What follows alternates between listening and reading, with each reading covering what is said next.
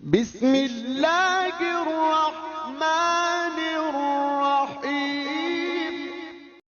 رمضان المبارک کے مہینے میں اگر کوئی روزہ دار کسی بیماری کی وجہ سے بے ہوش ہو جائے، بے ہوش ہوا اور اس کی بے ہوشی 1 دن 2 دن 3 دن پہ چلی گئی، علماء فرماتے جس دن یہ بے ہوش ہوا ہے اس دن کے روزے کو چھوڑ کر بقیہ جتنے روزے اس کے بے ہوشی کے عالم میں گزرے ان کی قضا کرنا اس کے ذمہ لازم ہوگا۔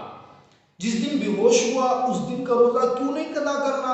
اس لیے کہ وہ دن اس نے نیت کر کے روزہ رکھا تھا، اسی بے ہوشی کے عالم میں اس کا سارا وقت مکمل ہوا تو وہ روزہ اس کا ادا ہو جائے گا۔